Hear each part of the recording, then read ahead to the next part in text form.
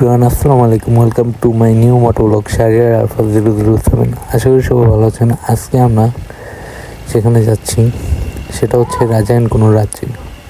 আর একটি কথা বলি, যারা নতুন মোটো ব্লগিং করেন বা নতুন ব্লগ ভিডিও করেন বা কোনো জায়গায় যান, কোনো কিছু দেখলে বা সুন্দর কোনো কিছু দেখলে তাদের রিয়াকশনটা ঠিক এরকম হয়। এটাই বাস্তব। হ্যাঁ, তো দেখতে দেখতে চলে আসলাম আমাদের সেই কাঙ্ক্ষিত জায়গাটি। আর গ্রামের পরিবেশটি খুবই নীরব। এখানে খুব কম মানুষই বসবাস করে, বাড়িঘর তেমন একটি নেই বললেই চলে। জায়গাটা খুবই নীরব এবং পরিবেশটা অনেকটাই সুন্দর।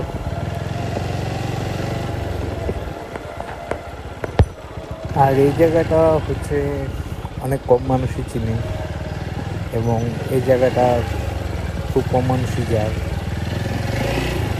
এবং আমি শুরু চলে আসলাম আমার সেই কাঙ্ক্ষিত গন্তব্যে।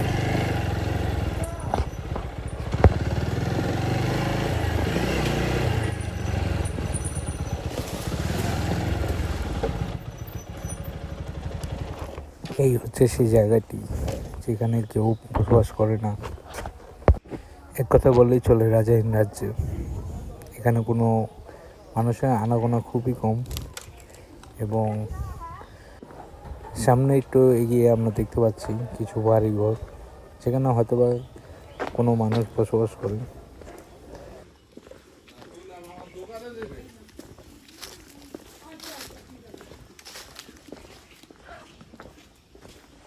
আসসালামু আলাইকুম চাচা।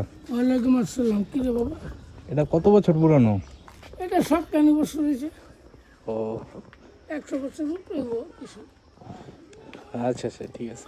তো বুঝতে পারলেন এই জায়গাটা কতটা পুরনো।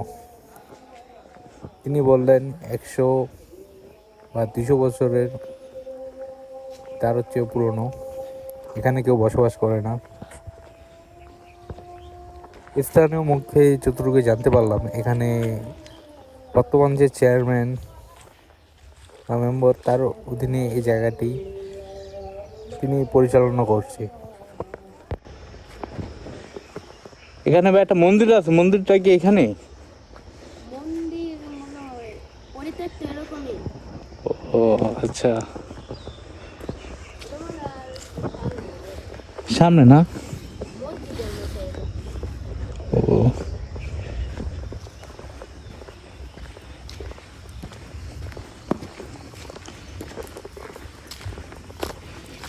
চাইলে তুমি হারিয়ে যাও রাজাহীন কোনো রাজ্যে। ঠিক আমরা যেখানটায় দাঁড়িয়ে আছি একটি রাজাহীন রাজ্যে, রাজ্যের সামনে, যেখানে কোনো বসবাস নেই, কারোর আনাগোনা নেই বললেই চলে।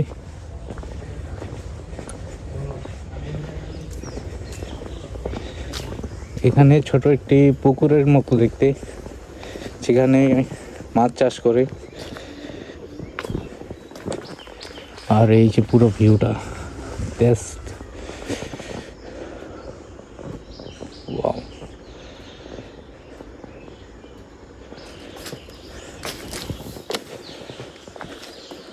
তো আজকে এই পর্যন্তই। আবার নতুন কোনো ভিডিওতে দেখা হবে এবং জায়গাটির লোকেশন জানতে চাইলে আমার ইনবক্সে নক করতে পারেন। লোকেশনটি আমি দিয়ে দিব।